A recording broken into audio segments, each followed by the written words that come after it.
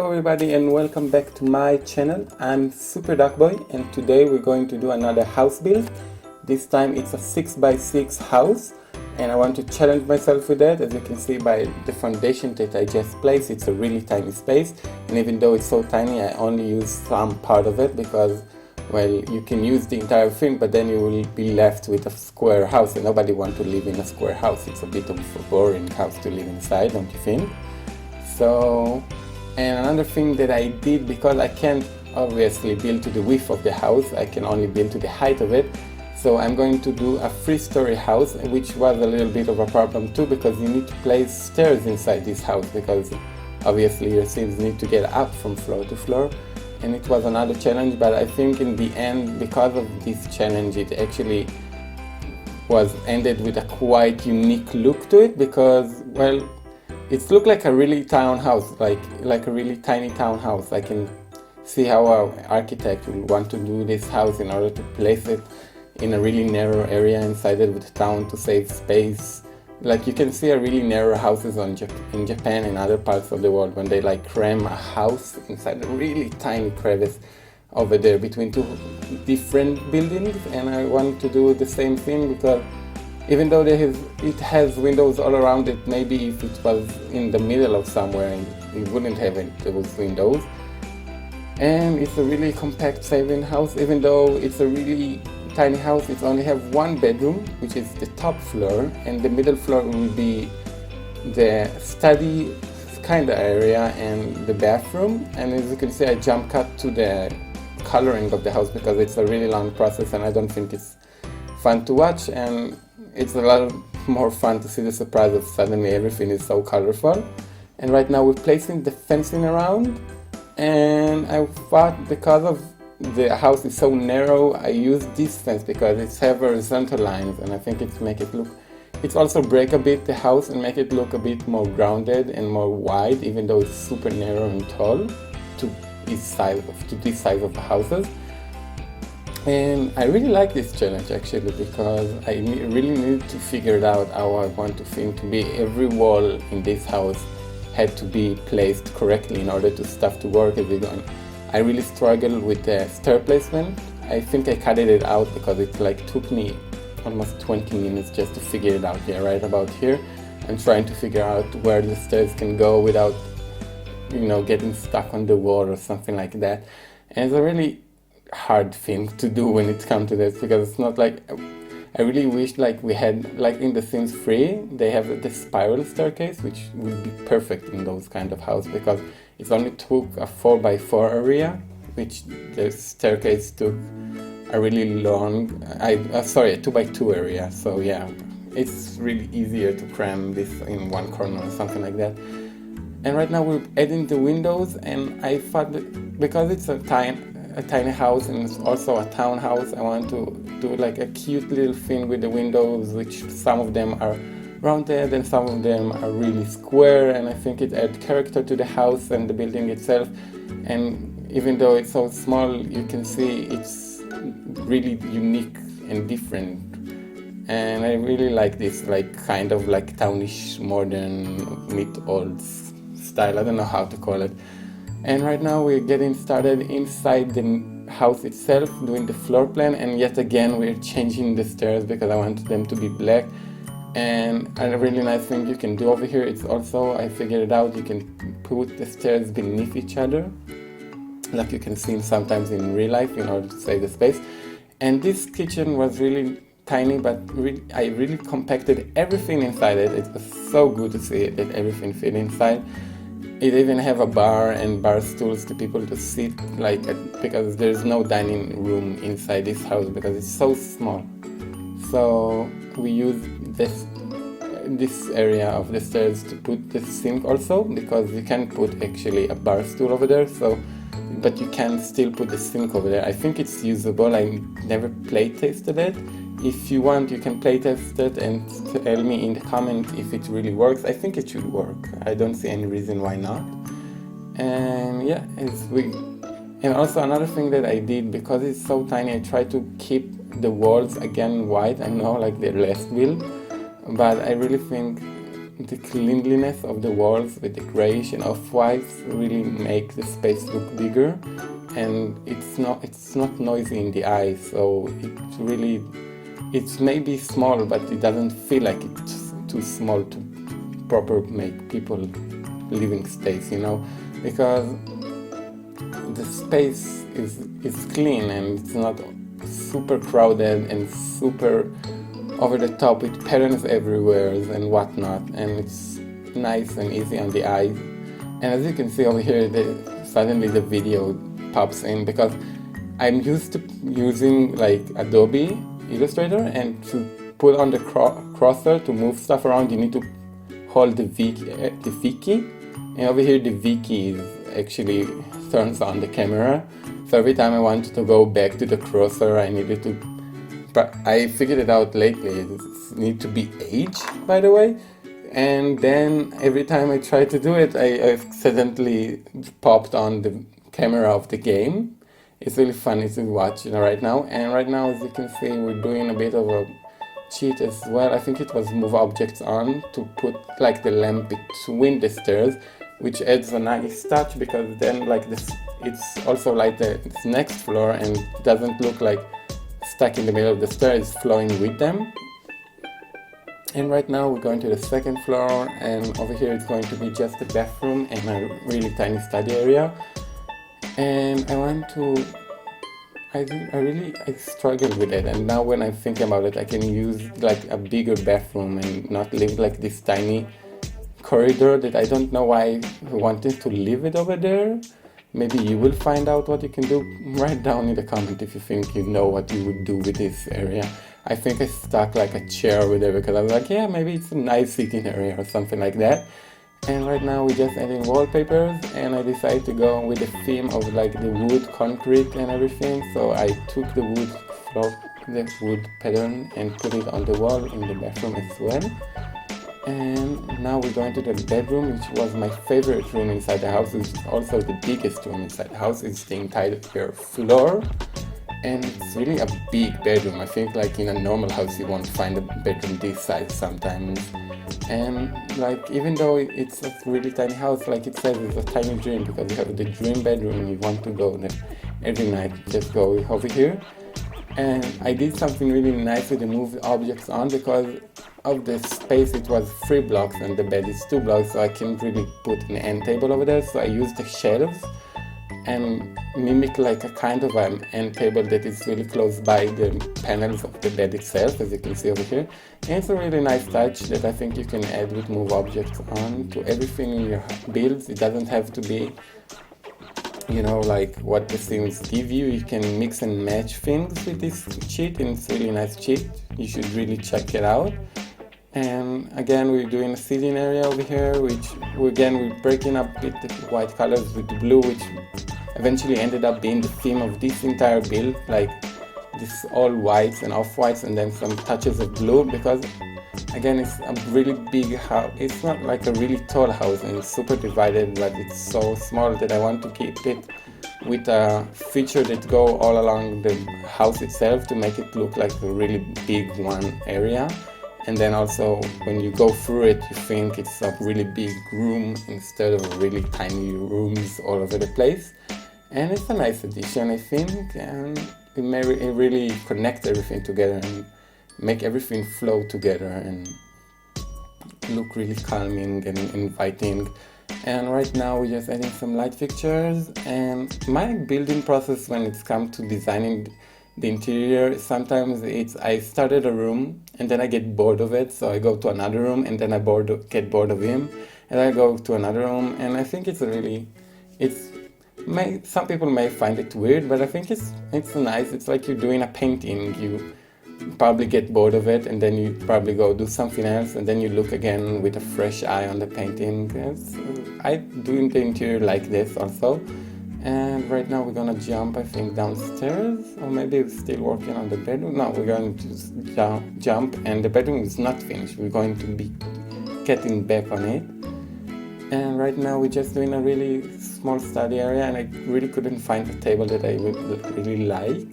I ended up going with this table, which is really I think it's a table that probably would go with everywhere. And again, this bookcase, which I think it's a lovely bookcase. I really like this one, the shape of it, and some industrial and stuff like that. And again, a sitting area. And this is another tip that I can give you. If you don't know what to put in your house and you want to make it feel fuller, and you already put a ton of greenery and you don't want to put any more greenery, I don't think you can have too much greenery. But anyways, you can just add some sitting areas and make it like, you can find it in journals also, that you can see like a house in a journal with a chair and like a light fixture or something like that. And you may find it weird because really in normal houses you probably won't find it because it's a waste of space, but sometimes it's not such a waste of space because you want a place to sit down and relax, you know, read a book or something like that. And this is what I usually add to my builds when I don't know what to add. And I think this is what we're going to add right now. Oh no, right now we're going to the balcony, and because of the house is so small, some of the stuff that I want to do, I move to the balcony, which is another thing you do. By the way, the balcony, I think it still fits inside the 6x6 area. Maybe it's a little bit bigger, but not so much. And I really wanted to do the overlapping balconies all over the house itself, to, even though the house itself is small, it's make it look a lot bigger when you go outside and you can have a view all around you. And another thing that I did, which I found out that you can do it on the Sims 4, if you press Control 9 and 0, I think, you can move things up and down no matter what they are. And I just used it to move the light fixture to stand them right on the like pillars of the fence over there, and then it looks like it's made to this fence. Again, those things that you can do with this, the move object sheet. And you can see I'm gonna put some stuff on the fridge as well, because sometimes people put stuff on their fridge, and I figured out, because if you live in this tiny house, you probably use every way that you can put stuff on, you probably would use it, because you probably want to put everywhere stuff to maximize your space. So why not put it on top of the fridge? And right now, as you can see, I also use this sheet to place the stuff on the counter where I wanted them to be, and not like the fixed position the game gives you. And I will finish up like this. I don't know if it's a living room, it's more like a sitting area. But it's the biggest sitting area inside this house, so maybe it is the living room. I put an easel over there because I thought to myself, well, maybe again, the Sims who live inside this house, maybe he's an artist, wanted to live in the middle of the town, but didn't have really much money, so he bought the tiniest house he could find, and he just started working out from there. I don't know, it's nice to give backstory to your house. It gives characters to them and make you want to build it in a certain way. And now we're just throwing decoration all around and some rugs, because rugs break down this like really harsh wooden flooring that I put down in this house.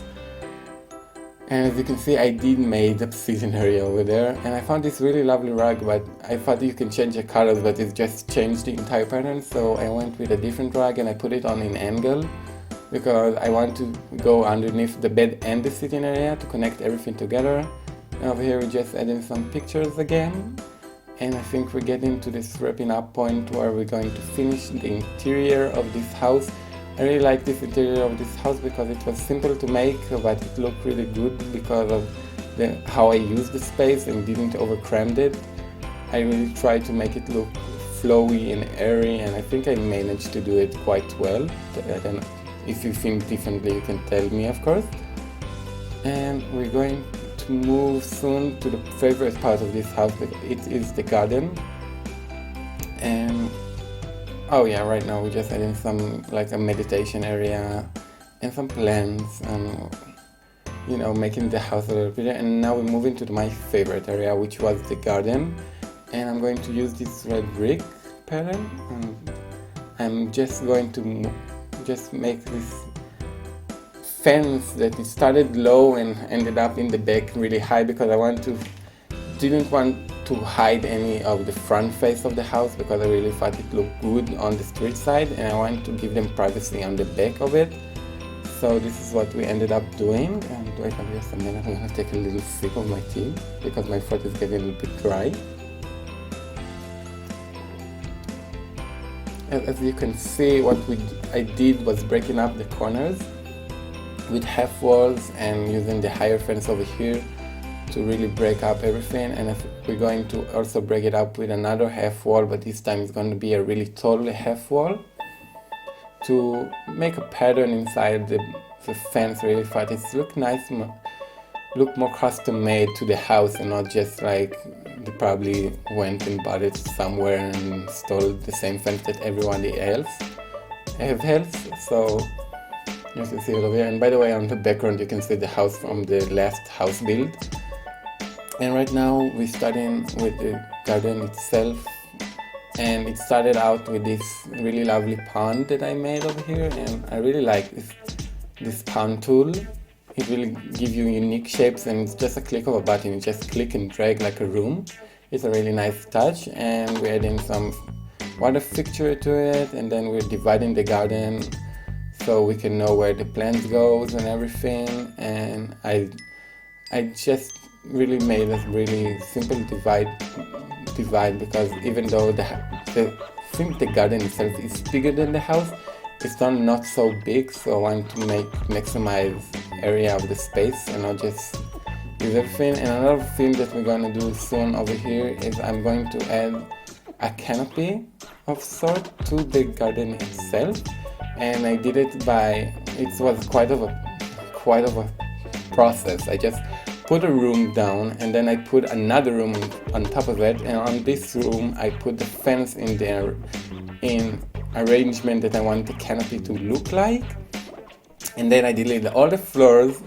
And because the house itself sits on the foundation, the pillars are not the same height, so I again use the move object sheets and the thing you can do with the Control and 9 key to move things up until they touch the canopy, and then it actually look like it's custom made to the house. And again, those little things you can add to your house and house build really give it a unique feel.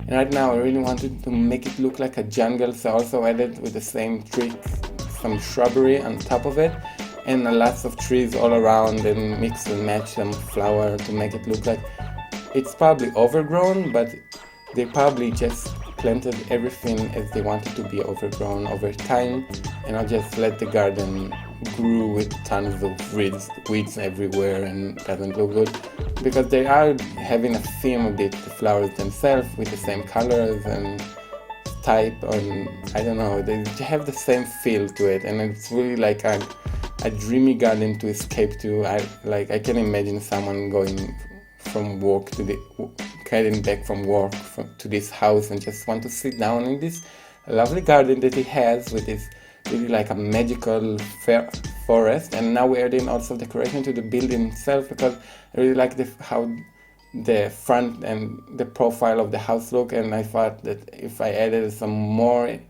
like flowers and those hanging features, I think it adds to the house itself.